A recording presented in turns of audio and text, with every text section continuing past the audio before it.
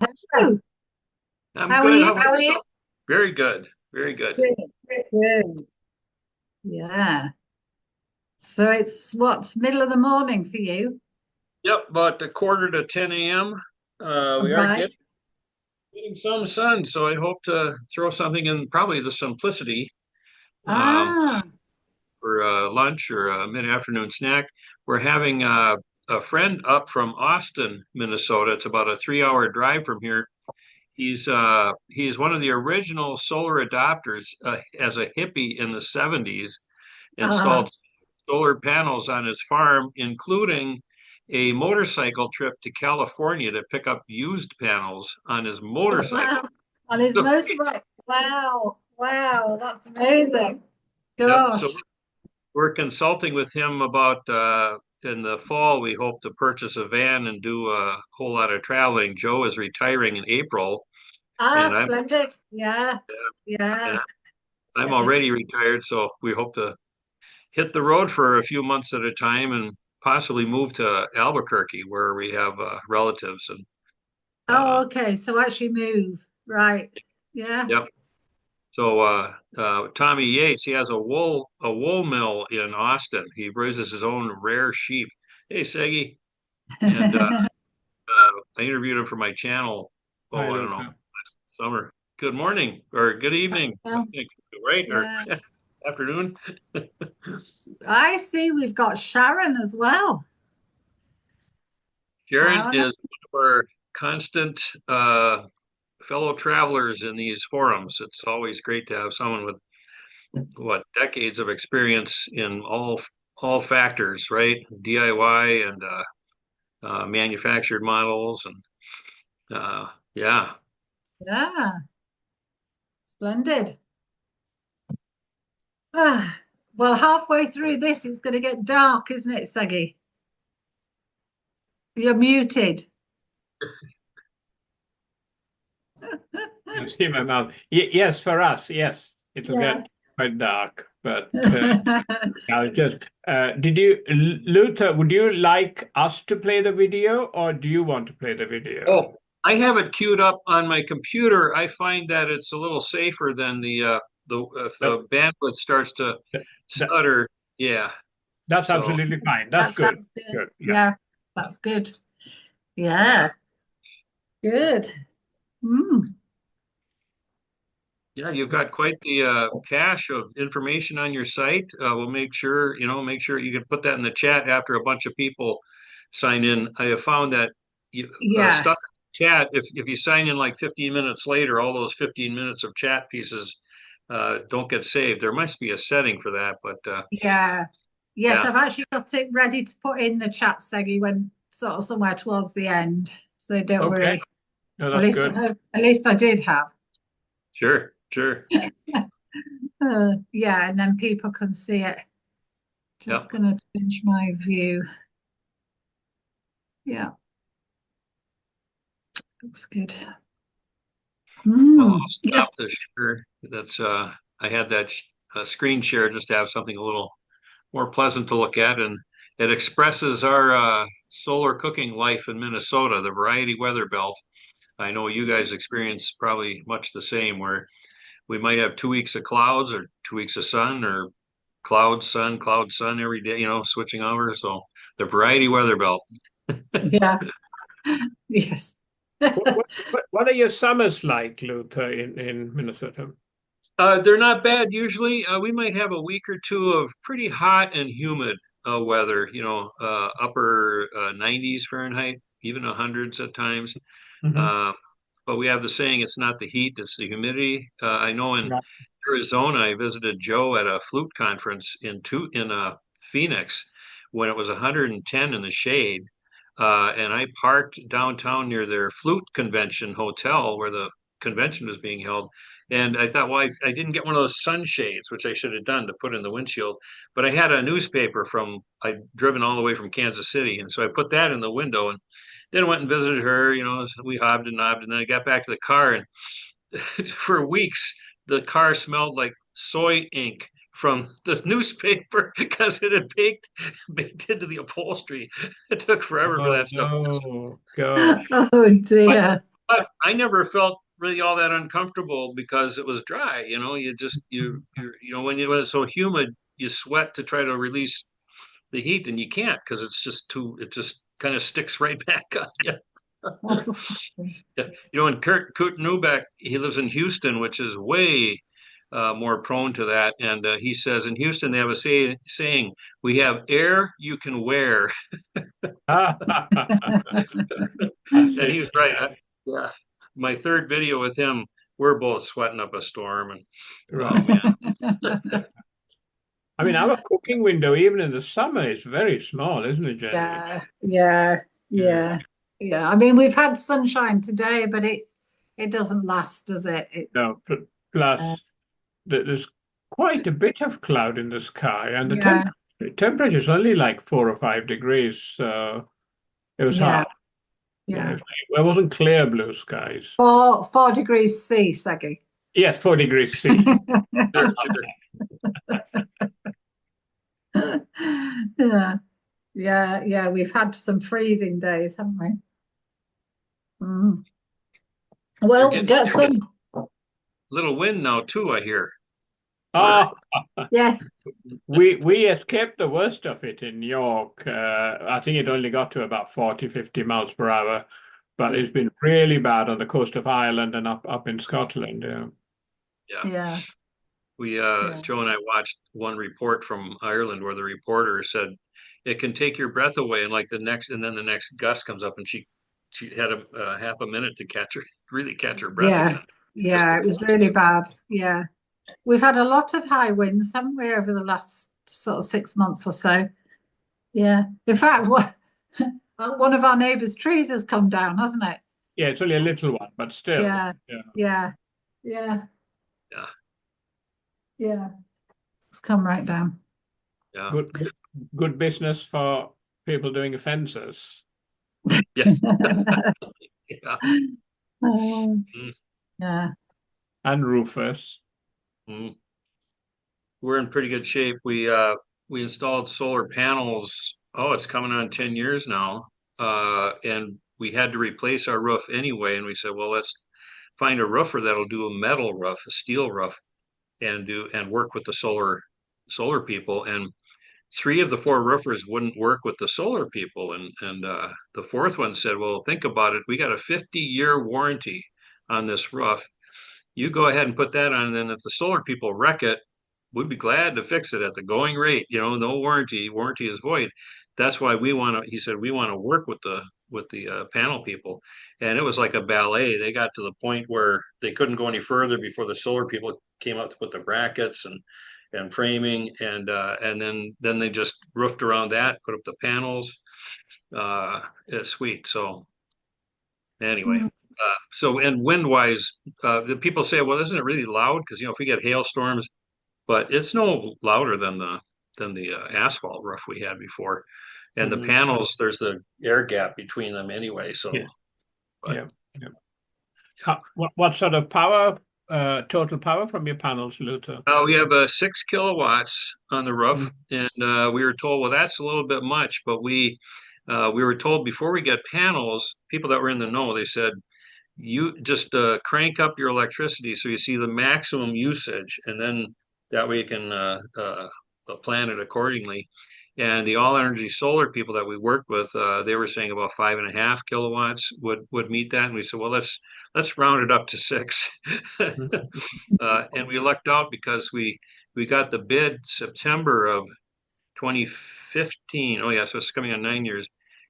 September, and then it was March before they could schedule it, and it was fine because that's after the winter anyway. And they said, "Well, you're in luck. It was going to be 24 panels, but they didn't see this one soil stack coming out of the roof, so they had to revise it down to 22. But the power for the panels had gone up to where it was the same power the previous edition of 24 panels would have done, so and cheaper. So Oh, okay. Yeah, yeah. yeah, Okay. timing is really good.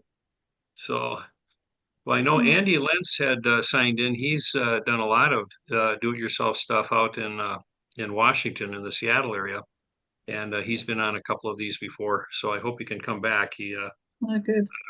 He had some tech issues a couple of sessions ago, Maybe he's working on them for sound, I think. But anyway, there we are.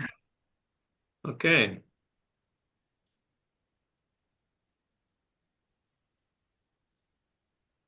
Well, we could probably start with a few introductions. This is being recorded, so we can share the wit and wisdom of everyone who signs in with people who can't make it.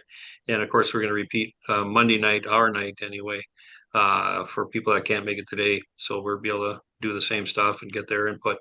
I'm just going to go around the screen, and I'll start with Jane. You're on my upper left here.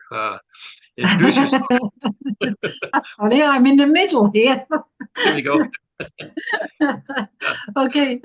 Well, I'm Jane, and Segi and I have a little not-for-profit organisation called SF Innovations. We live up in York in the north of England. So at the minute it's sunny, but it's going to get dark in about half an hour. We promote low impact cooking. I concentrate on haybox cooking, doing festivals and workshops, food banks, community kitchens, that kind of thing. And we cook and eat, hopefully, at most of those. Segi, you might like to talk about what we do with the profits, or Okay. So a few years ago, we took a trip out to Sri Lanka to promote solar cooking, haybox cooking, and rocket stove cooking, with varied amount of success. But any profits we generate from the work we do, we make small solar power lights. They cost us around £2, £3. It's our own design. We make it into a kit form and send it off to Sri Lanka, where they distribute it for free. So that's kind of with our background work. So whenever we're quiet, we tend to build those up. We got about 4 organizations that we work with in different parts of Sri Lanka. So that's a steady background task we do. And on top of that, as Jane said, we do the festivals in the UK. we do Sure. have an active Facebook page and website, which will pop up in the chat, which has got lots of information for haybox cooking, rocket stoves. Sorry, I'm just looking at Stuart. He's kind of Festive. looks like he's living in England at the minute with his hat on his head.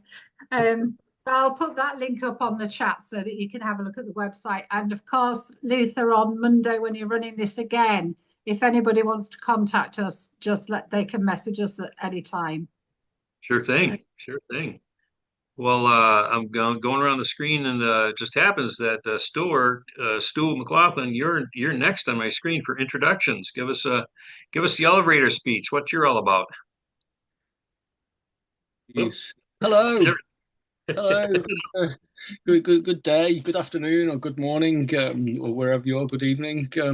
I'm Stuart, who from the UK, and I know at least 4 of the faces on this screen already.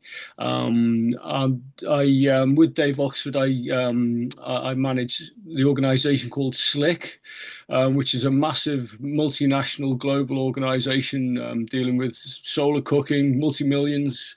And we do our best to promote solar cooking in the rainy climates of the UK. That's me. I don't know whether Dave's coming today, but yeah, we'll see how it goes. Sure. Okay. Yeah, I think Dave was not going to be able to make it, but you never know where he'll pop up. He's kind of like Waldo, right? You'll sooner or later you'll see him on the, on the map. Well, next I see Sharon. Sharon, a very familiar face. There we go. Good go. Yeah. Good to go. So I'm just so glad to see everybody. Hi Jane. Hi Seggy. Hi Stuart. I mean just hi to everybody. And I have always been interested in the solar box cooking. And then when, I think that if you take the solar box like you guys do, and like you could throw a blanket in it and cover it, right? But your what would you call it? Your box cooker is I don't know. I think you've done such a good job on research and everything. And I just bought the second book. Everybody knows about the books they wrote, right? Two books. Or is there more? We will, we will later Yeah. when we get back into their video and so forth. Yeah, So yeah, I'm just kind of getting recharged on I had to refit my machinery for my solar cooker after I had the guys down in Spain, look at it, and they did a really good paper on it. So I'm just looking forward to getting back into the excitement again of promoting it. And I think having the retained heat box is really going to um, improve the, what would you say, the acceptance, because we all have this terrible weather. It's hot and it's cold, it's sunny and it's, dark. And I think that, especially here in Southern California, because we'll get overcast, we'll start maybe the day with great sun, we could cook something, and then we get overcast in the afternoon, you got to stop using your solar cooker. So using the retained heat just keeps it cooking. So that's kind of like my attitude towards the hay box cooking, is that it extends the amount of time you can cook and actually makes it possible to cook in some places, because you will be able to use that early morning sun or midday sun, and then when your overcast comes, then you can keep on cooking. So that's where I'm at. sure. And Sharon's not one to toot her own horn. I've got to say, people that know me know I've been collecting basically commercial models for about 20 years of solar cookers, and I'm at about 90 in my collection. But Sharon will give anyone a run for their money for DIY models that she has made. Practically tripped over them to get to her backyard the two times I was there to do videos. Incredible stuff. And being able to just demonstrate simple uh, designs can make very powerful cookers. So glad you're here, and very much one of the biggest DIY proponents we have out there. Next on my screen, I don't know how to pronounce this, but I hope I get it right. Ingelor Karens? Yes, Yes. Ingelore Karens from Germany. I have been building solar box cookers and panel cookers for several decades.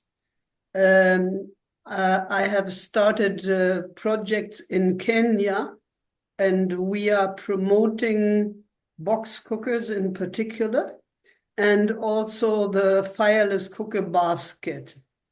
And yeah, I recently I posted a photo of the box cookers, the Ulog box cookers we built in our workshop at Mount Kenya.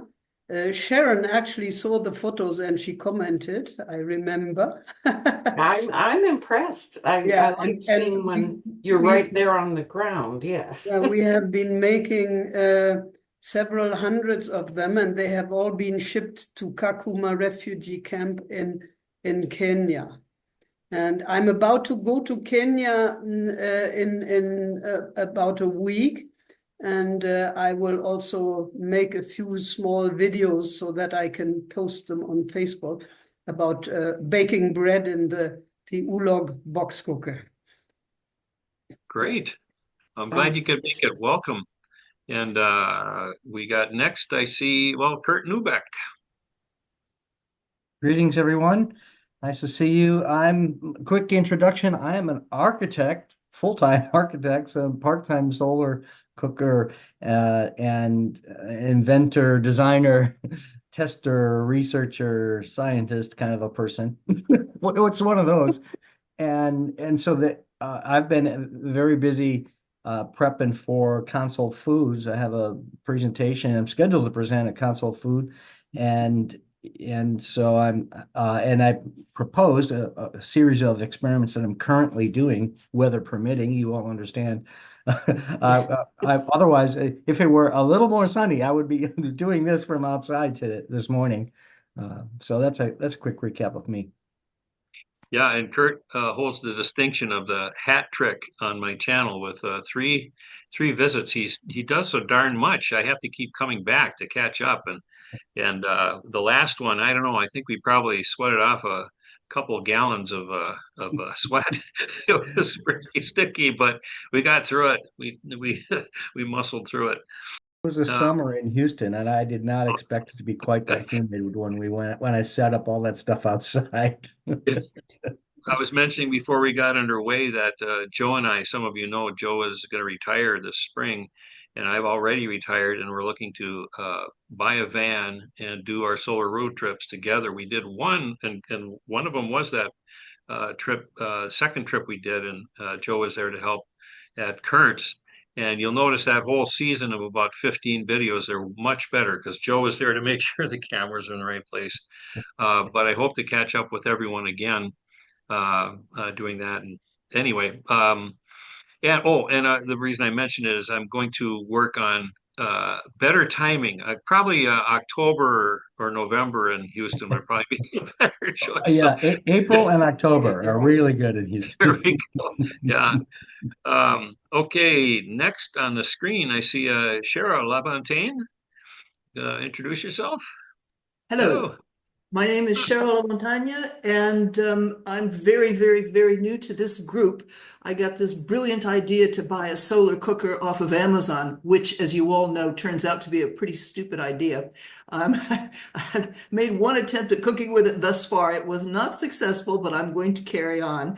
I was given a tagine, an authentic Moroccan tagine by a friend of mine's husband. He's from Western Sahara, and I'm dying to use it. I just think a solar cooker would really bring this thing out. I live in Tenerife in the Canary Islands, and we have lots of sun. Normally, except I discovered that when you want to go out and do some solar cooking, boy, you can bring clouds on just like that. It works. Yeah. Anyway, yeah, that's I don't have a lot to add because I don't have your experience with the subject at all, but I wanted to attend this session in hopes of picking up some very sensible tips and advice.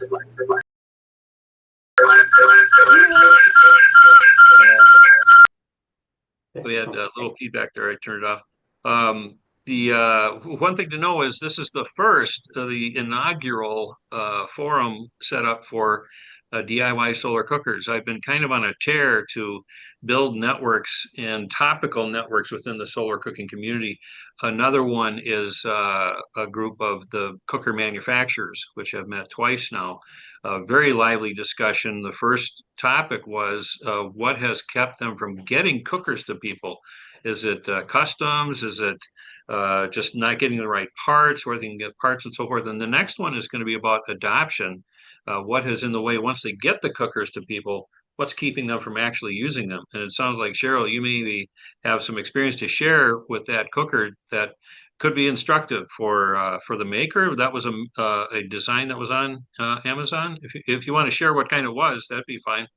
Honestly, Luther, I cannot remember, but I can send you an email because it was Okay, directly off of Amazon and it had some sure. decent reviews. Okay. Mhm. And the model that I had selected was not for a permanent one. It's one that's got a pouch. You can stick it in your backpack and you can go off hiking and theoretically go cooking. Now, I thought Sure. that that would be good for putting up on the roof terrace and as a non-permanent fixture, but seriously, the thing leaves a lot to be desired in terms of getting heat. It's Sure. very lightweight, so it'll blow around. So there's work to be done. Yeah.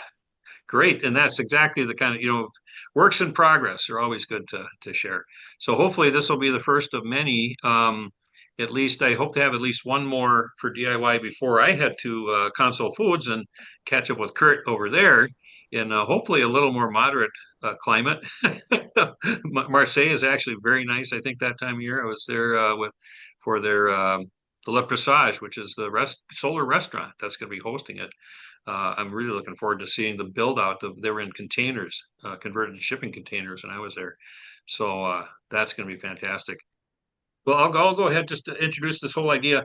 The idea is to just share thoughts on designs you've had, what you hope to do with those designs, make sure everyone understands there's so many outlets. There's actually a solar cooking DIY Facebook group.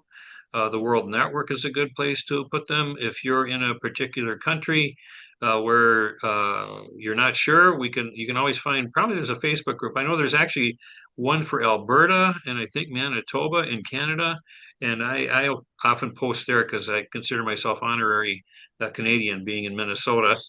Um, but to just share ideas on the DIY front, and also, questions for everyone that does do designs are is your aim to make it an open source Creative Commons kind of a product, or do you end up hoping to turn it into an actual commercial model for sale? There's hybrid models like Sharon's Copenhagen. I know that a lot of people use her Copenhagen for instructional purposes, but she also sells a very well put together one that Sharon and her secret weapon Glenn put together with their shop that's worthy of what's it, Industrial Light and Magic? George Lucas's shop, just a little microcosm of the right tools for that. So sharing thoughts on that. For this first one, the one that came up that I kind of did a dope slap. Let's start with kind of a sneaking through the back door with the DIY idea and principles behind heat retention cookers. It's one thing we don't emphasize enough on all of our social media for helping with solar cooking. I had an extensive chat with Megan Smith in the state of Washington with her. I think she calls it her Wonder Oven, which she makes a DIY kit for it with all the materials, but also sells the thing completely sewn up. And she has incredible information. I'll put the link to that interview with her in the chat. But Jane and Segi have agreed to let me show your video, which I think it's on your website too, where people can find yeah. So it's all there for people, but we can share that and obviously let people know about that and other spots to do that. I'm going to find that video. I know I have it set up, and then I'll be able to share the screen. About 10 minutes long, and we'll take it away, Jane. After many years of running Haybox workshops, we thought it about time we made a video. So here it is. Enjoy. What is a haybox? It's an insulated box in which you place your partly cooked food. The heat held in the food and the pot completes the cooking without any external heat input. Haybox cookers are so called because the early versions used hay as insulation. It is also referred to as thermal, fireless, or retained heat cooking. Any food that's cooked by simmering, like stews, rice, and curries, can be haybox cooked.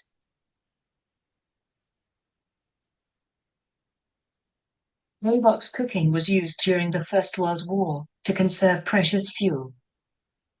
It was first recorded as being used in the early 19th century, with the inventor Carl von Drais being credited with coming up with a novel design.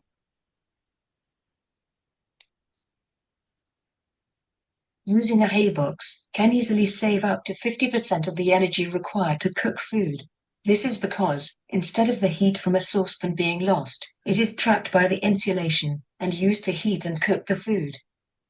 With food left cooking in a haybox, there is no need to reheat food. It is ready steaming hot when you need it. It works like a slow cooker, without any external heat input. Sometimes, food needs to be left to simmer on a low heat. This has to be frequently checked, and the food stirred, to prevent burning. With a haybox, there is no risk of this. The food can be left unattended till it is needed. Slow cooking in a haybox retains much of the flavors and nutrients in food.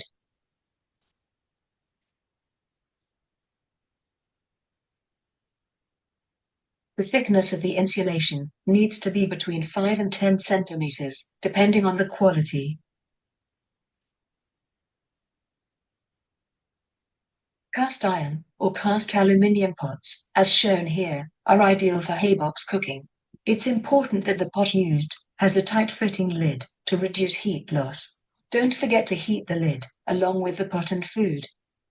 The pot needs to be at least 3/4 full of food to keep the food temperature above 70 degrees Celsius after 3 hours. Use the right size pot for the amount of food being cooked. It's a good idea to wrap the pot in a towel before putting it into the hay box. This will help keep the lid on tight. The towel also acts as oven gloves when taking the pot out of the hay box cooker.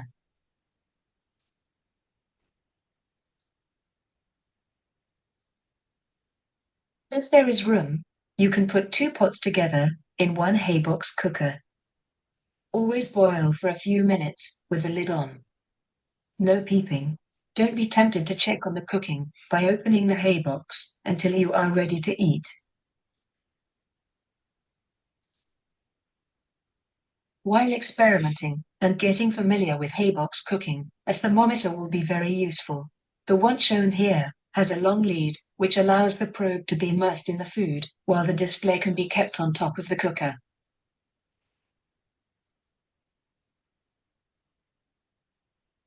This table shows the difference between a well-made hay box cooker and a poorly constructed one. After 3 hours, the temperature difference between them could be as much as 16 degrees centigrade.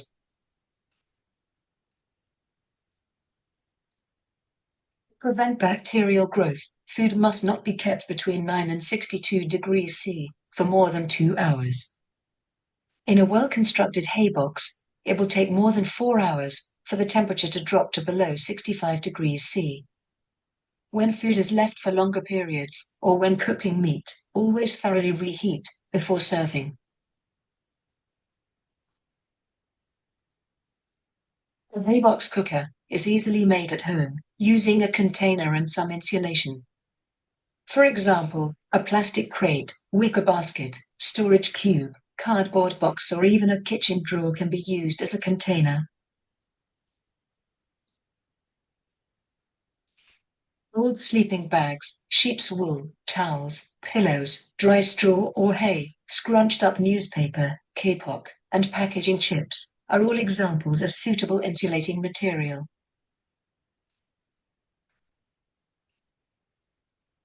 Here you can see a very simple hay box, made with items we had round the house: large towels, sleeping bag, and a storage crate. The sleeping bag is spread out to line the inside of the crate. The towel is useful in holding the pot and lid together, providing extra insulation, as well as serving as oven gloves. It also protects the sleeping bag from spills and cooking odors. Finally, wrap the sleeping bag around the top of the pot before popping the lid on. This storage crate is big enough to hold 2 pots side by side. For example, rice and curry, or stew and potatoes. This design of hay box is popular in East Africa, where it is generally referred to as fireless cooking. You will need a large wicker basket, some colorful material, and insulation. We line the base and sides of the basket with the insulation from the cut-up sleeping bag. A large piece of the colorful cloth is placed on top of this, with the cooking pot sat in the middle. A black ribbon is tied onto the outside over the cloth to hold it in place. The cushion to go on top is covered with the same colorful material. The finished wicker basket cooker was fun to make and looks good in any kitchen. We often put a weight on top of the cushion to keep it in place and show others that it's in use.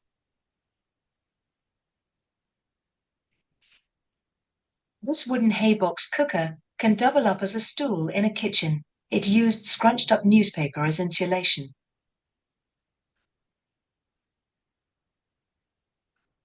You can even make a hay box cooker in a spare kitchen drawer.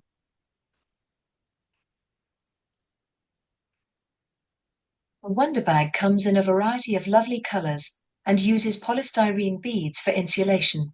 This is probably the best known commercially available hay box. It is designed and manufactured in South Africa.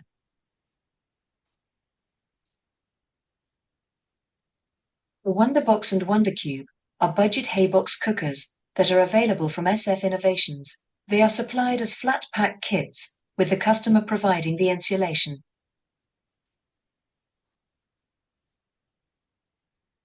Here are a sample of dishes that have been cooked in a Haybox thermal cooker.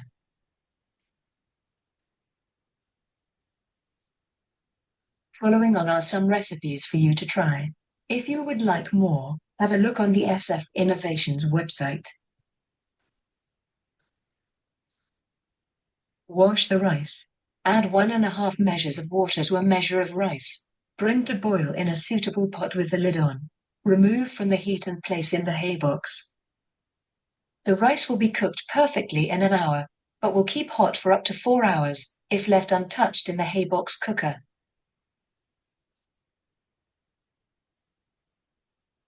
Soak them overnight in cold water. Drain and cover with fresh water. Bring to the boil. Roll boil for 10 to 15 minutes, with the lid on. Remove from the heat and place in Haybox. The chickpeas will be cooked in around 3 hours. Note that this method can be used for most dried beans. Here are the ingredients for making Boston baked beans.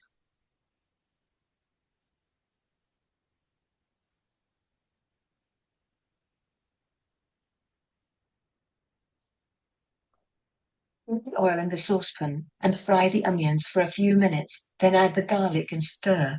Add the rest of the ingredients and bring the mixture to the boil with the lid on. Add a little water or stock if necessary. Keep the liquid below the level of the beans, as it does not want to be too runny. Season to taste. Remove from the heat, wrap in a towel, and place in the Haybox. The dish will be ready after about 2 hours, and will keep hot up to 4 hours.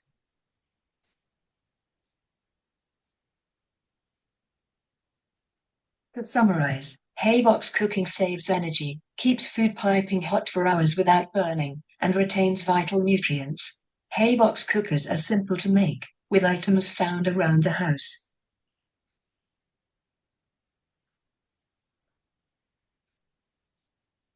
Well, hope you enjoyed that video. Do get in touch if you need any help. Happy cooking. That was wonderful. Straightforward. Anyone can take this and run with it. So thanks so much, Jane and Segi. Um, what I'd like to do next is we can share our stories about our own retained heat cooking. If you have done that, if you have plans for that, I'll start off. When I was a kid in North Dakota, the frozen tundras of North Dakota, Christmas and Easter, my mom's parents would drive from about 3 hours away, and her mom would cook a big beef stew. There were five of us kids, mom and dad, grandpa and grandma, and she cooked enough for them and wrapped them in several layers of blankets and just put it in the trunk of their car, driving 3 hours. And that was at noon. So she'd get to our place about 3. We'd wait till about 5 or 6 to eat, but it was still steaming. And generally it would be beef stew or a turkey stew, and the meat was just tender. It was almost like Jello. You almost needed to eat it with a spoon. It was just incredible. And over time, I forgot about it until I got deep into solar cooking and found out about this thing that just helps so much. Like if we have 2 hours of sun in Minnesota and it's not enough, the clouds roll in. Um, Having that ready once things are at cooking temperature, and just pop it in there and bring it in. And we have occasionally had friends over where we've been able to just leave the Wonder Bag on the dining room table until they show up and serve right from the Wonder Bag. So, second quick story is I got a cooker from India, the Sun Dish, designed by Milind Kulkarni, which is intended to be used by apartment dwellers or high-rise dwellers because you can just hang it out your balcony or out your window. And it came in this big crate on wheels. And I thought, well, what am I going to do with this crate? It was, I don't know if I had room. And I thought, well, wait a second, Haybasket. And sure enough, what I did was I set up big pots that I'd used in my parabolic cooker and lined them and just hot glued together a layer of about 1.5 inches of rags, and then put a little hole in a bunch of other rags in this box. And I've got this box, it must be 3 feet square, with two big pots and then four holes that are fit just for canning jars. A lot of people use them in solar cookers where you just put in a cup of rice, a couple cups of water, and you got rice after a few hours in your box cooker.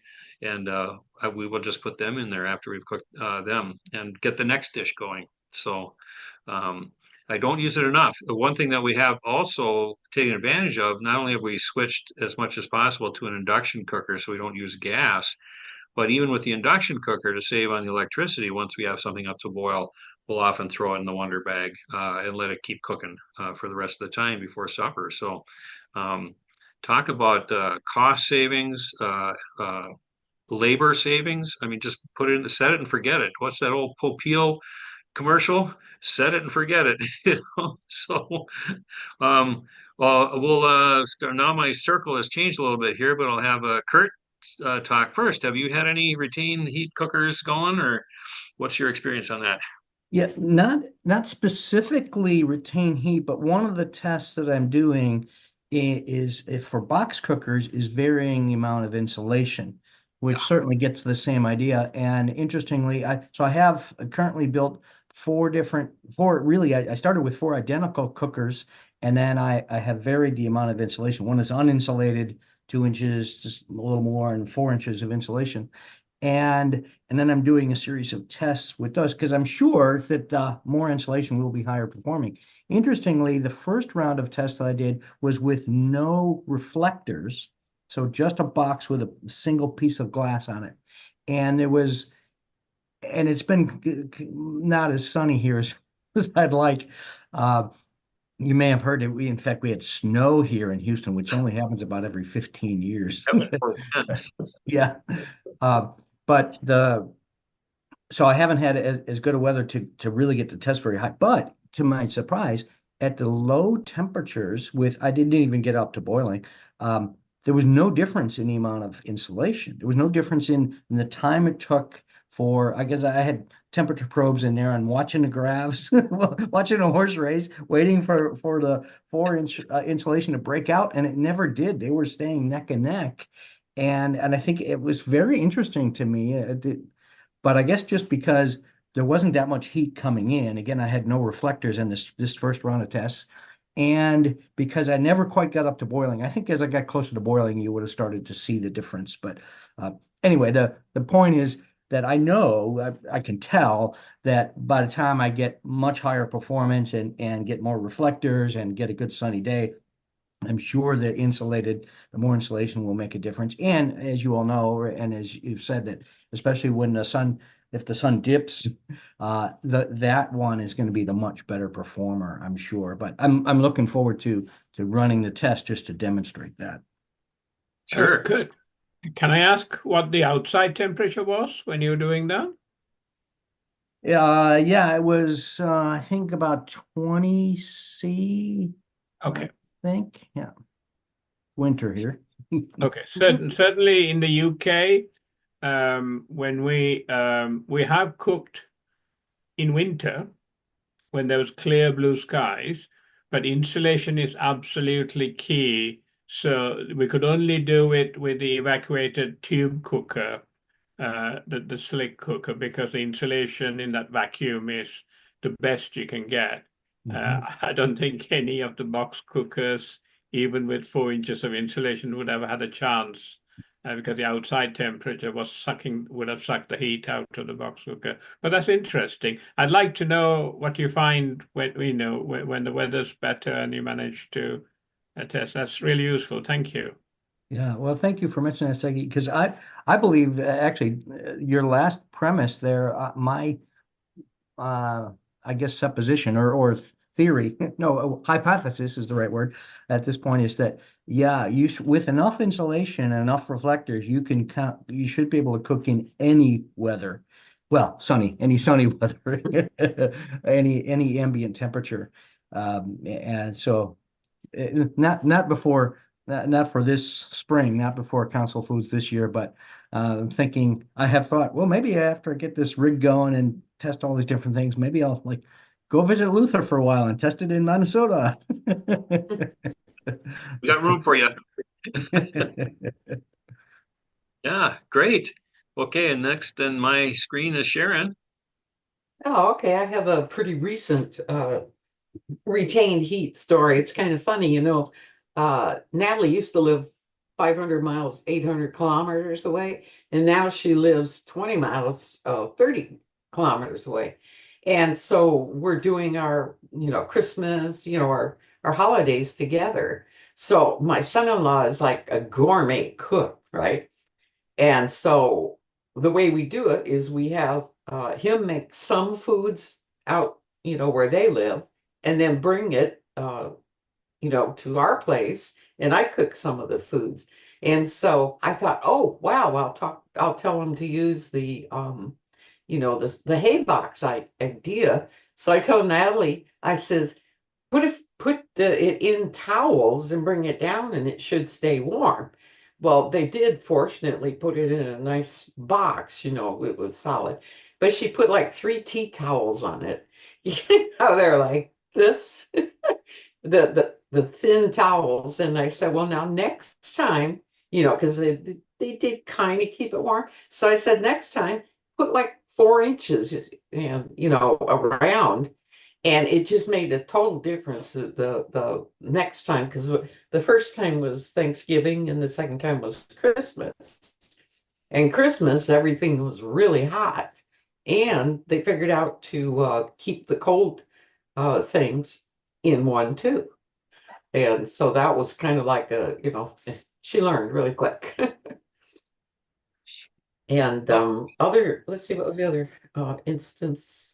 Yeah, I can't think of what the other one was, but I just thought that was fun that I had a real-time experience with teaching how to do it right, and using the hay box really works good. Yeah, I mean, big thick bath towels is what I recommended. So there, it works, and I'm going to promote it more, I think. This one thing I was going to mention too earlier on. I think Mary Buchanek or Jennifer Gasser, the Solar Education Project, one of the two, posted an ad from the 1920s about the duplex retained heat cooker, this solid metal box. As soon as I saw it, I thought, wait a second, I've got an automatic search on eBay to find solar cookers. So I threw in retained heat, Haybasket cookers into the search, and right away there's like 20 of them, and these are from the 1920s, 1930s. Wow. And the prices were not, you'd think, oh, these must be collectors things. And for me, price is often no object, being a collector, but they were reasonable prices. The amazing thing was the metal box, and then the inside was a metal sleeve, but the rest was insulated. And then each of the one I got had 2 chambers, and each of them had 2 stones, 2 disc stones that fit snug into the tubes. And what you do, it was made for when it was mostly like wood stoves, where they were cooking from wood stoves. So they could put the stones on 2 parts of the thing, or even inside the coals for that matter, I suppose. And then put the first stone in, then the pot, and then the other stone on top, and then closing the lid good and tight.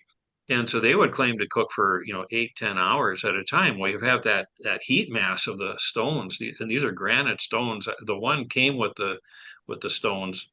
The one with the two holders didn't have the stones, but I got a smaller one that was just one one. I got to keep going. I just got this mania collecting this stuff, and the one had the 2 stones with a little hook, so you could take just a poker from your wood stove to set it in place, because it's obviously going to be really hot. So the variations are all over the map, and those are really efficient. I'm about to post in the chat the link to uh, my visit with Megan Smith in Washington. It's a little over half an hour, and she produces the Wonder Oven, which is a variation on the Wonder Bag, polystyrene beads, and then just cloth to wrap it all up. And she sells it as a kit where you do the sewing yourself for a lot less expensive. And I think she even has the plans online. She has a lot of statistics about it. Is close friends with a woman, I forget her name, but she wrote a book on retained heat cooking that is just covers all the bases. I'll find that too and send it to the list once we're off list. But anyway, just some little extra info there. Next on the screen, I see Ingalore again. Yes. Uh, I want to share some of my experiences from East Africa about the basket, the fireless basket that we promote. First of all, it's much, much easier to promote the fireless basket, retained heat cooking, than solar cooking. Because once you show a woman what she can do with a fireless cooker, it's self-explanatory. They will go for it, they will stay with it, and they keep it and use it for cooking things, even for cooling things. It works as a refrigerator because your vegetables inside these baskets, they stay fresh for much longer. And another feedback was the fireless basket promotes the peace in the household because the women can keep the food hot until the husband comes home and asks for food. And if the food is cold, he will get mad. So the peace is being kept by being able to serve the husband hot food. So all these aspects matter a lot to women there. And among tea picking women at Mount Kenya, what they do, if they have to go picking tea, they take the fireless basket and a few items for cooking. Then they make a little fire where they are working and they start cooking their food. And then they put the food in the basket. And when they have their lunch break, they take the food out and they eat. So it is very, very handy. A little girl at the household where I used to stay, she would put the hot tea that was cooked in the evening after the main meal, she would put it in a jerry can, in a small one, put it in one of the fireless baskets. So in the morning when she went to school, all she had to do, she had to grab the little jerry can and take it with her. So she had hot tea in the morning. So all these things are wonderful examples of how useful this thing is.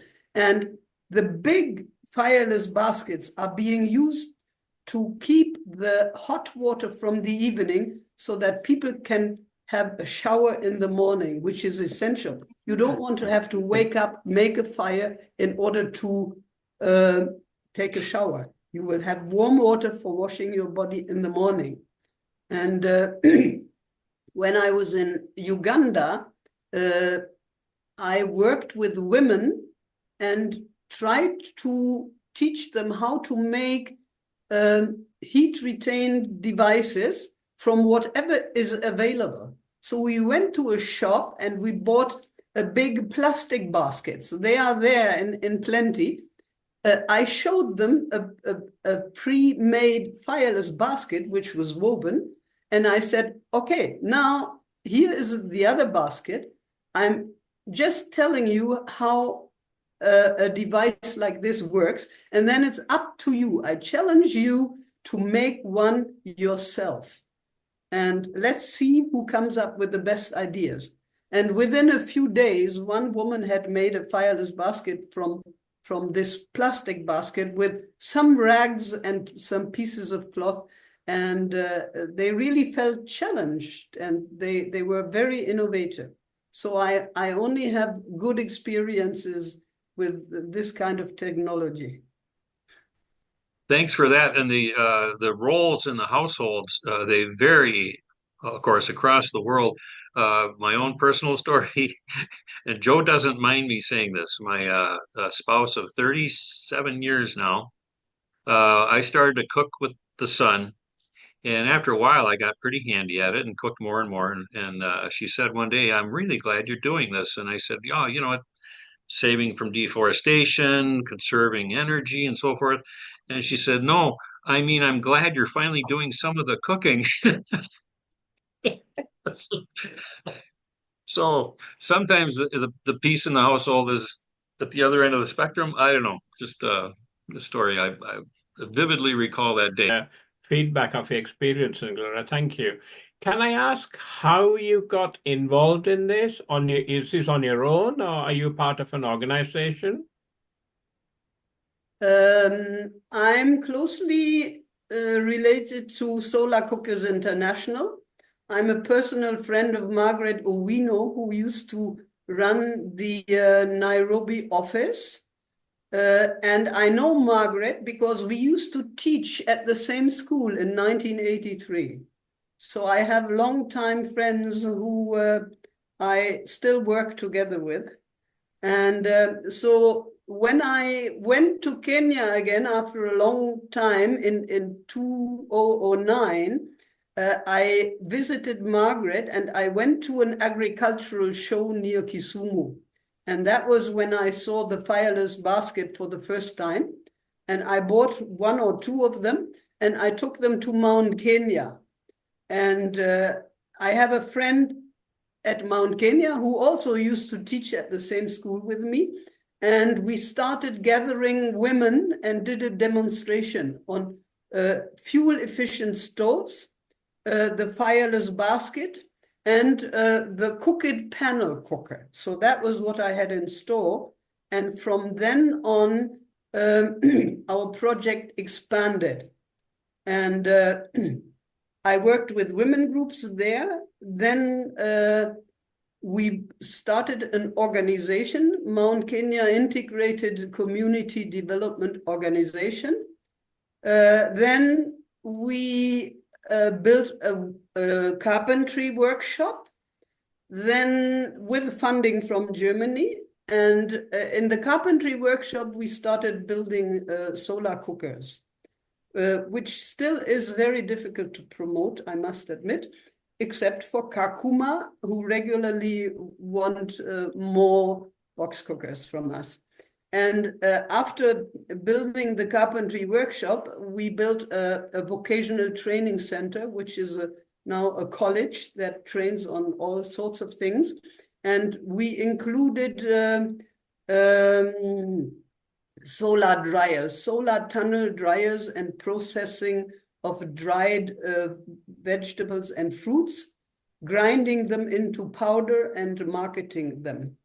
So that is what is my background. And right now I'm involved in as well in a permaculture project at a school near Mount Kenya. And there we are also promoting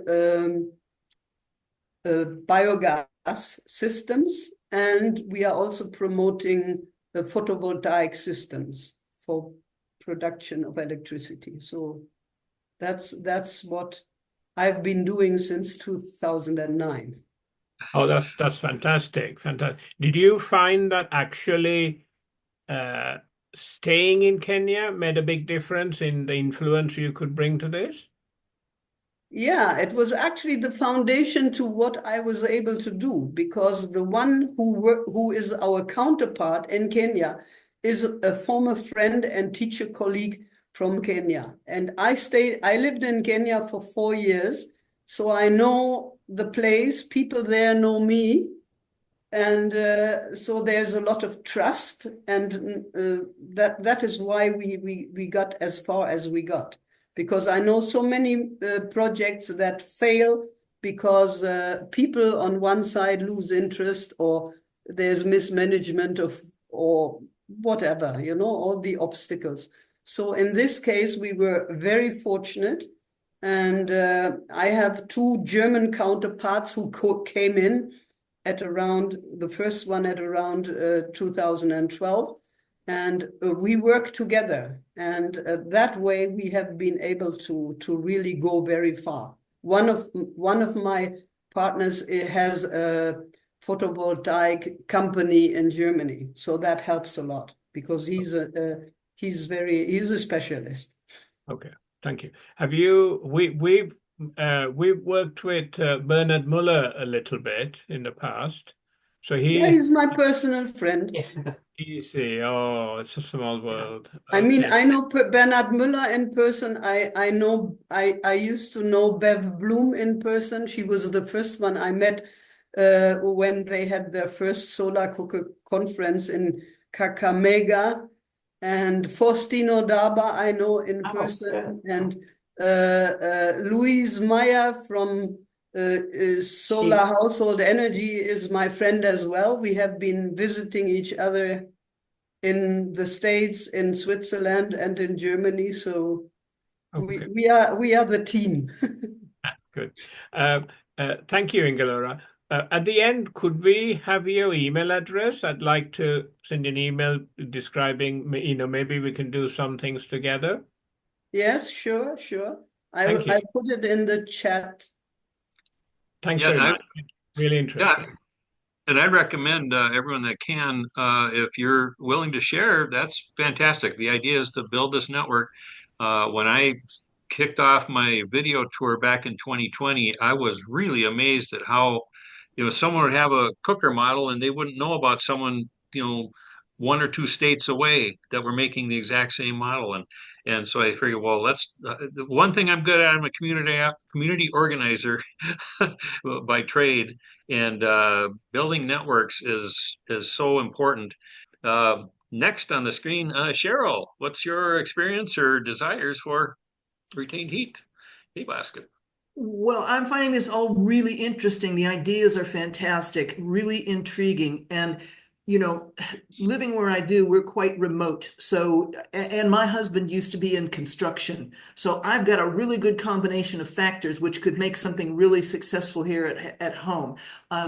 Upstairs on the roof, it's a roof terrace. It's completely open. So I've got a 360-degree view of the mountains, but I can get all the sunshine when it's out.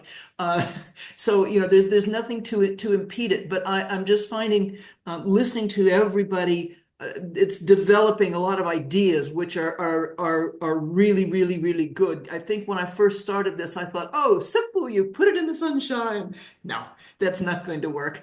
But yeah, I'm looking forward to getting going on this stuff. Yeah. Beautiful. One of the people I've invited to this forum, and he's going to try to make it, but he's in Hong Kong or Australia, I forget. So the time frame is such he can only make it to one or the other. Is Tiong Tan, who must have 8 or 10 DIY models on the SCI wiki. That all of them are huge. Another friend of mine from Minnesota, Wade Steen, about 2.5, 3 hour drive south of me. He's made 2 or 3 of Tan's models, and the only changes he's made is he's upscaled a little bit to fit bigger pots than they're originally designed for. But very effective and open source. He wants them all over, and I want to interview him by Zoom if he can't make it to this, because the creativity that he put into that, and they're very effective designs. So that's the whole point to this. So we'll see if we can get him on. Next, Andy's visit online, and I'm going to put that in the chat. Andy has done 3 or 4 DIY models on his own that are incredible. Stuff I had not seen before, and I've seen a lot of cookers in 20 years. So when someone shows me something and I haven't seen it before, that says something. So that's the next one. I'll put his name by it too, so that's him. And graciously spent about an hour or so showing his stuff, including a tracker that is attached to his cooker and can be adapted to others as well. So that's Andy's. Oop, did that get there? Yes. Okay. Oh yeah, Chong Tan. So he was able to give your Copenhagen and put it through its paces, huh, Sharon? Yeah, I even have a print up. He did a print up of it, a file, and I printed it out, and he said nice things about it. And that was when I first made the Copenhagen, back around 2009 or 10 or something like that. And Sure. yeah, so I was really excited because I didn't even know about him. And then all of a sudden on the Solar Cookers World Network way back, I look in there and he has made this, and so I printed it out, and I still have it. But I'm thrilled you got to see him, or you're going to get to see him. Yeah, Because I was hoping he was still around. Yeah, worst case scenario is we'll be doing a Zoom call, and then I could share it at a future DIY forum. Mhm. Hopefully he can appear live because just the amount of creativity there. So. Okay, well, the next on the screen, the last person, and I know that I'm pretty sure he is driving because we have a dinner date, Tom Yates. Tom, I don't know if you can, if you have a chance to turn on your microphone and keep your eyes on the road, or maybe Steen is driving and you're good to go. But if you can, we'll watch for your microphone for a few seconds here and see if it turns on. If not, I just want to acknowledge I did visit Tom near Austin, Minnesota, south of here by 2.5, 3 hours. And he has some commercial models and some DIY models. And a plug for his Minnesota Woolen Mills. He has a mill where he works with people deliver their raw wool to him to be processed, combed, picked, all the stuff you do to wool to make it ready to turn into yarn. There we go. We finally made it. Yes. Hey, Yes. And Steen is driving. Right. great. Excellent Zoom meeting here, Luther. I like this. This is great. And one thing while you're going through this, it's making me think of, and we discussed this before about using the wall for the insulation in these hot boxes. Yeah. And so we were going, I'm driving, I'm thinking the picture in my mind using the felting machine to, what would be a good density and how tight to felt that wall so you could get a very high R value in those boxes. So yeah, you got me thinking again on more stuff. So. Sure. That's the point. Watching a lot of these cheap RV living videos, there are a handful of people that have lined their vans with wool for insulation. So it has been done. One thought I had was one thing Tommy showed me and Wade when we were there was how people talk about how they're allergic to wool and it scratches. It's just they get allergic reactions. Well, it's actually just scratching from very poorly processed wool. It hasn't been combed properly because each fiber has little prongs that just stick every which direction. So you have to comb them in one direction so they stick to each other and don't stick out. Well, one thought I had for insulation was it doesn't need to be processed to that degree. Is there more insulation value of uncombed wool for, say, a solar cooker? That came to mind when I visited you, and I forgot to ask about it, I think. And now seeing you again, of course, that's how it works. The brain works. Oh yeah, I meant to bring that up. So now it's being recorded. Yes, so we'll follow up on that somehow or another. Maybe we'll send a batch of uncombed wool to Kurt. If you have an inferior batch that's can't be processed, we'll figure out a way to get some wool down to him, or from your own sheep. Are you still using your own sheep to? Yes. Yep. And I actually would like to try that because the wool from our sheep is very good for making the sock yarn. And I think it's got a little loft to it, and that would help trap the air well. And it doesn't compact down. There's another breed also that I would really like to try that does not compact down well, but you can. I think we could press it around inside the hot box, and so yeah, and even combinations. Alpaca is excellent at trapping heat too. So maybe a combination of wool and alpaca. One of the best insulations, we worked with a girl up in the wilds of Scotland who had no other insulation other than literally the fleece of the sheep. And that's very splendid. Okay. Yeah, it works well. It does need, I would want to put some sort of sheet or something over the fleece because it can be a bit smelly. But she said the heat, it did still make the lanolin smell through that. So we just covered it. But yeah, really good installation.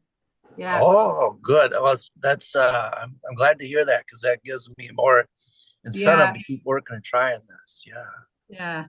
Okay. So Jane, is that freshly shorn? So it's just right out So there's no, okay, yeah. Straight away, or as old as you like, I guess. But yes, straight away, yeah, yeah, Sure. yeah. It was the only insulation she could get hold of, and yeah, they were community cooking with that. Okay. Yeah. I would like to show you something with a different kind of insulation. This is a small bag I made 25 years ago, and I'm using it all the time for making my yogurt. And the insulation in here is kapok, which is a fiber from the kapok tree. I used to live in Berlin, and there was a shop where they sold kapok because they were using it for making mattresses and other things. And the fantastic thing about kapok is it's very light, it's very soft, and it is very resistant to spoilage. It doesn't, if it gets wet, it doesn't rot. People used to use it in life vests on boats before the technical innovations came in, because of that, because it doesn't rot. Once it gets what you just heat it, you dry it, and you can use it again. So this little bag here is 25 years old, and it's in use all the time. That But- reminds. Go ahead, Tom. I'm wondering what the dimensions of her bag is there. What kind of pot does she put in it? Well, it's custom made to fit this Okay. glass. It's Okay. specifically for making yogurt, and I sewed it myself Okay. so that it would fit. Oh, beautiful. I remember my mom telling us about when she was a girl during World War II and how they would harvest the fluff from cattails to make pillows for soldiers during World War II. And that triggers another memory of interviewing David Wareham, who was the son of Richard Wareham, who put together the Sun Stove organization in South Africa, and how that's just two printing plates nested together with any kind of insulation in between. And he mentions, rice husks and grass, straw, and and not to inundate Kurt's shipping on his porch, but boy, that maybe that's the next round for insulation is getting batches of various natural materials, because that's the critical piece when promoting solar cooking overseas, of course, is what do you have right there that you can use? So We use sisal. You sure. can get sisal in bulk, and all our solar box cookers are insulated with sisal. They Wow. come in bales, and they are being used. Sure. Is this like before it's turned into rope, or is it like rope scraps, or can it be both, or No, it's just the raw material before it is okay. processed further. Okay. Sure, I could imagine once it's turned into rope. I mean, we can get that here with rope all the time. It's probably packed too much where you couldn't create the air pockets that you need. So that probably would have to be the raw stuff. Thinking anyway. Well, I have to make the observation, Tom, you must be pulled over because that tree over your shoulder hasn't moved. Uh, We're actually at a charger because we're in the electric car. oh, okay. Phew. Okay. I thought you didn't have to pull over. Steam can keep driving, No, But we're taking on a little bit more energy right now so that we can come up visit with you and have dinner and then head back. We don't have to worry about the charge that way. So any other new ideas or thoughts that have come to mind as you've heard others? This fantastic discussion, just it's a huge range of thoughts, going into putting together these cookers, your own experiences. That's everything I hope for these. So, and this will be, like I say, it's recorded. We'll share it with the next group too after they post on Monday evening our time.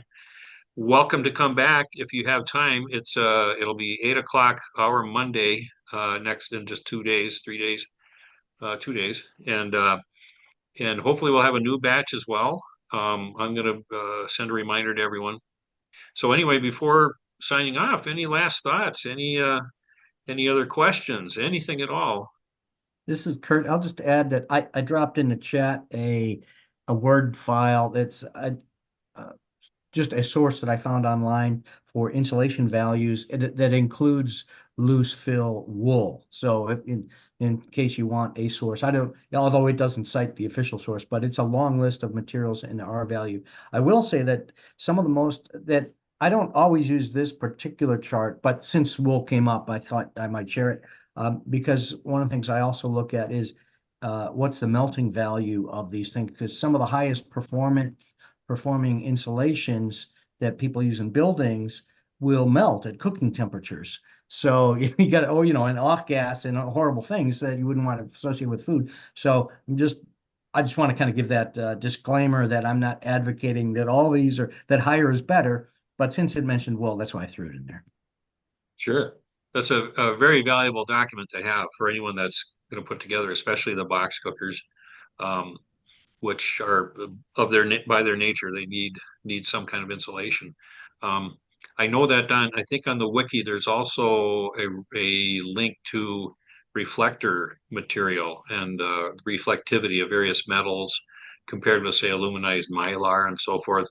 All the kind of stuff that, for those that aren't aware, show of hands, how many had not heard of the Solar Cookers International's wiki? There's a okay, yeah, I'll put that in the chat. That is, I tell people, I'm going to repeat it. You'll hear me say this often. Do not use Google to find stuff about solar cooking. 3 or 4 years ago, the top results might be pretty meaningful, but it has turned into something entirely commercial, and the people are weighting their own sites, and there's a lot of stuff that's kind of okay, but it's nothing like the wiki.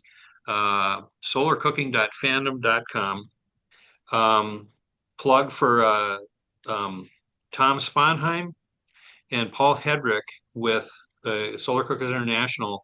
When they find something new and innovative, noteworthy, it is posted on the wiki. So do not Google, bookmark this because it's everything you need to know about solar cooking that you could possibly know to date. I have yet to stump either of those two. When I find something, they say, oh yeah, we already posted that there. Or they had an earlier version and I'll put that in as an update. I mean, they are so on top of it. Make sure I spelled this right. Solarcooking.fandom.com. Bookmark it. It should be a permanent bookmark if you're at all interested in solar cooking. I'll just add, I just want to second that because, and if you forget that, if you do solarcooking.org, it will also take you there. That's where it actually takes you, but solarcooking.org. And it's a wiki, which if you're not familiar with that, like Wikipedia, but it means it's open source. Anyone, all of you can add to it. And you can get the rights to edit things, or if you disagree with something, and you can make an edit, and then their editors, Tom and Paul, will review it to approve it. But it's encouraged to be open source and keep sharing. Don't feel like, oh gosh, I wish they mentioned this other thing. Just put it in there or send a note to Paul and he will put it in there. I'm actually in the middle of editing my visit with Paul last August or maybe even earlier back in Seattle. I'd already interviewed both of them in my first trip, 2020, very first interview for my videos. I wasn't even sure I was doing the right thing. I just said, well, I got to do it. And in Tom's back deck in Seattle, which for those that are familiar with Seattle, it gets rainy. Well, it was pre-vaccine COVID time, and we're masking up until we're just distanced right under the roof over his deck. But I had to sit a little bit out away just at the edge of the roof. So, and I didn't want to say anything till we were done because it was going so well. But I told him, the back half of me is drenched from the rain because I wanted to get this captured. What I told him in this interview was they're like the Library of Alexandria for solar cooking. I mean, it's all the stuff gathered throughout the history of solar cooking. Tom joked, well, that didn't end well. The Library of Alexandria didn't end well. It's supposedly burned to the ground. But this will not. This will not. They keep up on it.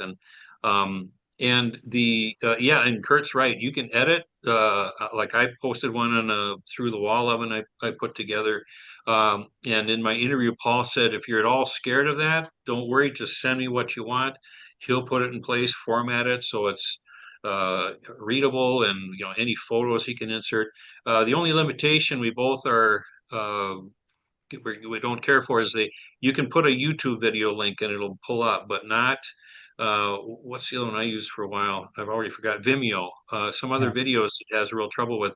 So worst case scenario is send them the actual video files. So Well, the other thing people should know about the wiki that it's not obvious. I don't think it's obvious that there's, and I don't remember the exact syntax, but there's a way you can translate anything into your language of choice. And it's got like 45 languages or something to choose from. So, I mean, it really is an amazing international resource that I think people don't understand how valuable it is. And anyone interested in this, what an incredible resource. I Great. have one more solar box cooker model that is not on the wiki. And I built it in the 1990s when I was working in Zimbabwe.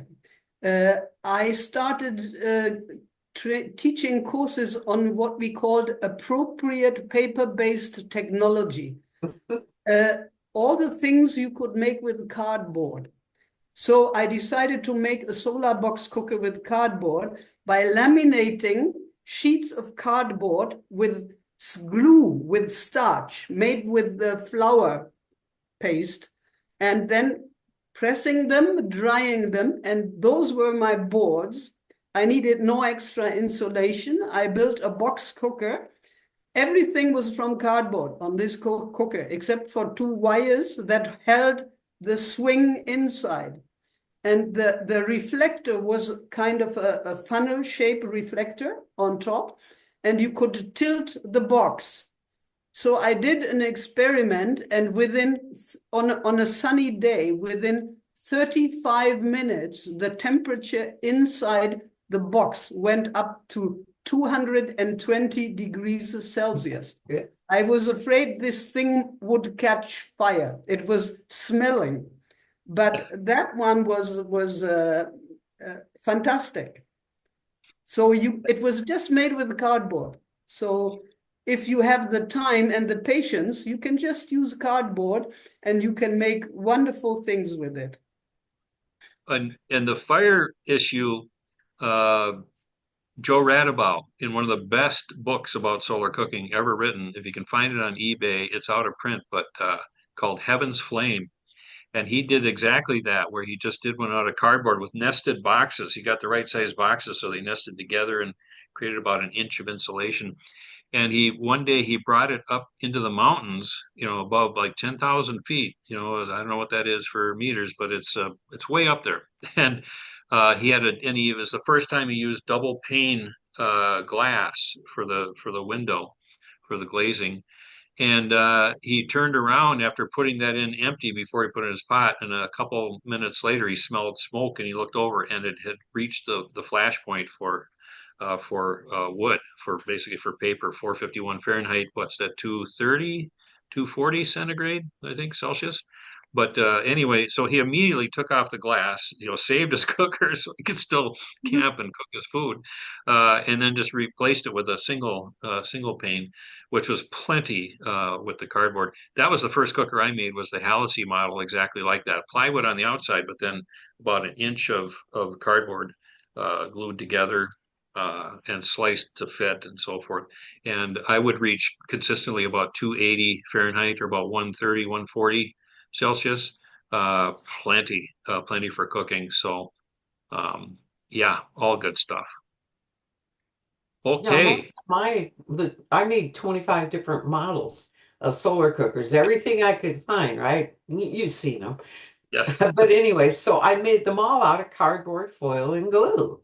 And for the top, I would take a screen frame, and I would open up an oven bag and run it in the screen frame. And I could get temperatures like regular solar cooker from it. But yeah, I love cardboard. Oh, that's one of my favorite materials. When it shows just the energy in sunlight, how little it really takes to just capture it and use it. So, uh, wow. Okay.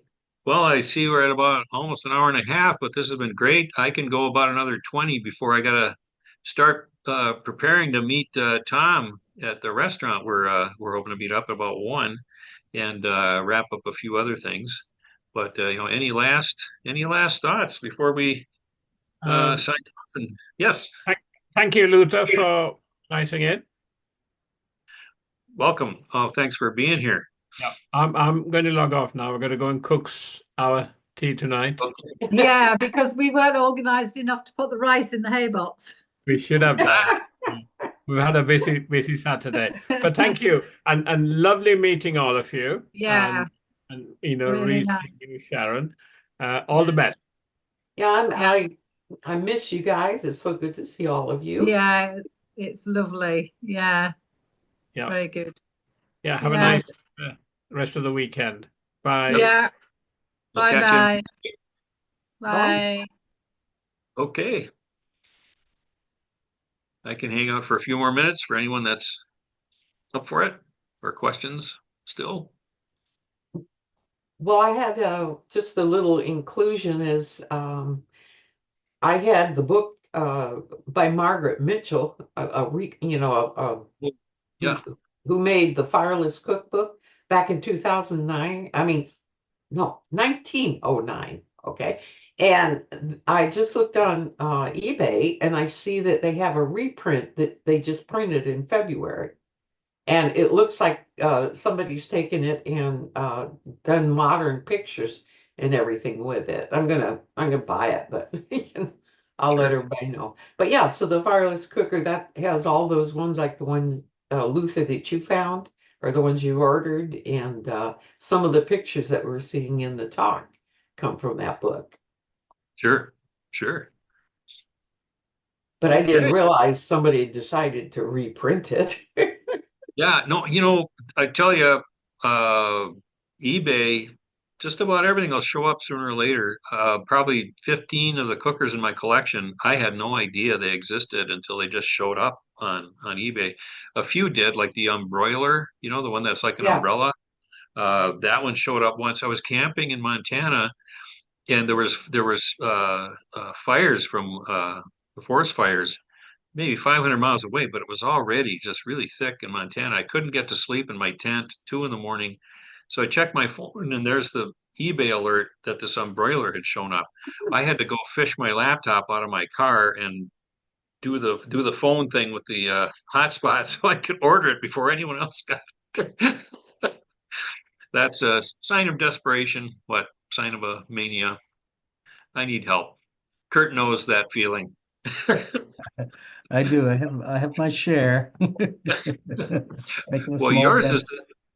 yours is the stockpile of materials. It just makes my head spin to think of all the stuff he's got ready to put to work now that he's got a testing station. Boy, that's over the top. Yeah, I own, I don't know, probably 8 or 10 commercial cookers. And then I've made, oh, I don't know, a dozen different I've had a series of box cookers where I just like you were all saying, I started with a cardboard box just because I want to show you can do a cardboard box, put a piece of glass on it and change some of the variables on that. And then I have Luther scene. I once made a friend of mine, I was doing a display of solar cooking at a big event, and a friend of mine joked, said, "Well, this is all great, but I'm a Texan, so question is, can you smoke a brisket?" And so I said, "All right, challenge is accepted." So I got myself a little tiny smoker, and I built a giant parabola. And then, but it didn't get quite hot enough because what I need to put basically a glass tube around the smoker and put a little smoking tube in there. Either that or seal it up. I don't know. But so it didn't get as hot as I want. But but it's that was definitely over the top. When that you brought to the beach there, right, for the Yeah, sandcastle thing in Galveston. yeah, I think I'm pretty exactly. sure I got shots of that. I'm saving those for the module on promotion because we have one whole module about promoting worldwide or regionally or personal ways of promoting solar cooking. And that sandcastle event for everyone still online here, you had 8 or 10 of those commercial models plus Mhm. that and maybe a couple others. I don't remember. Yeah, I spent about 6, 7 hours under that tarp trying to capture as much as I could and with my cameras that were charged up. So unfortunately, kitty corner from us was some rock station that I mean the Kurt and was it your brother-in-law? my brother-in-law Matt. Hmm. Yeah, Matt. They had people stopping by like every 30 seconds and talking about various models and just promote. He must have talked to 400 or 500 people at least. Yeah, But anyway, just to mention as dedication and the incredible contributions made by doing stuff like that too, making sure there's always some exposure going on somewhere for people learning more about solar cooking. Um, and you still have that, right? I mean, you haven't dismantled it, right? You're still working on it? correct, correct. Yep. Yeah. Well, that's that. Now that'll be a video that we're looking forward to. Smoked brisket on the World Network and the DIY, our DIY channel or Facebook group.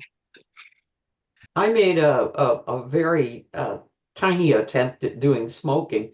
I took a cake pan and inside it I put a little cup of the chips that you barbecue with, Mhm. and then put the glass cover over it, and then used a magnifying glass and made it smoke. But couldn't figure out a way to make the magnifying glass keep focusing on it. Well, I'm holding it and the sun's moving. But yeah, I like your experiment. Well, That's yeah, and in fact, to test that, I did something similar. There's this little tube, metal tube perforated, and you put wood uh, chips in there, and then you light that, and that creates the smoke. But then you have to get the chamber about 300 degrees, so that's what I was using the big reflector for. oh, okay. But just to go over the top, I got a little Fresnel lens so that I could even light the smoking chips with the There you sun. go. Yeah, yeah, that's what you need to do. Yeah. But like I said, when I used the little, it was a magnifying glass, Mhm, and yeah. it's like you're gonna have to sit and hold that by hand all the time you're cooking that. It was too much. There is a restaurant in Washington, D.C., where the chef he has a signature dish he cooks in a sun oven, and he uses an electric hand smoker to kind of inject smoke into the chamber of the sun oven to make this dish. Um, Obviously, that's our holy grail is everything is solar thermal. That's if we can get everything to be done that way, because that's the one objection people say. Well, I bet you can't cook this or cook that. Yeah. Uh, yeah, Sarah Hjalmarsson in Sweden came to 2020 Console Food Conference, and we said, let's put together a list of all the dishes people say, I bet you can't cook this in a solar cooker. And we both have basically gone through probably 2/3 of the list. And I mean, for us, there's no point. We know things can get cooked, but to be able to show, like for me with my souffles, being able to have souffles that actually stay risen up. And when they collapse, I just call them bread pudding. So there's always a plan B. This is wonderful. This is exactly what I was hoping for and more. And like I say, we'll reconvene Monday night for anyone that wants to come back, and hopefully there'll be a nice big new crowd then as well. Well, I'll say this has been a roaring success. I've really enjoyed this, and so glad we could do it. And hopefully in February, we'll have another topic for DIY. But if I cross my fingers, if I had the panel cooker section of the class ready, and maybe even the box cooker one, I could probably air one or both, depending on how long they end up being. Okay, well, I think that's a wrap. And email. I think if you don't have my email, mine is museum@bigbluesun.net, I think some of you emailed me to get the link. So you already have it then. And in my signature block is the YouTube channel. I am not the expert. I get people asking me for various Rotary groups, hey, I hear you're the expert on solar cooking. And I tell them, not me, but all these people I've talked to, Kurt, Sharon, Tom, Andy, they're the experts because they're on the ground, boots on the ground doing this stuff. So, okay, well, thanks again. We'll call that an excellent session, worthy of sharing your thoughts on the web. Not that I wouldn't anyway, but and if you can come back Monday night, if you got time. If not, February, probably same Saturday and Monday sequence, 2 days apart, same times, and I'll send a reminder out for that too.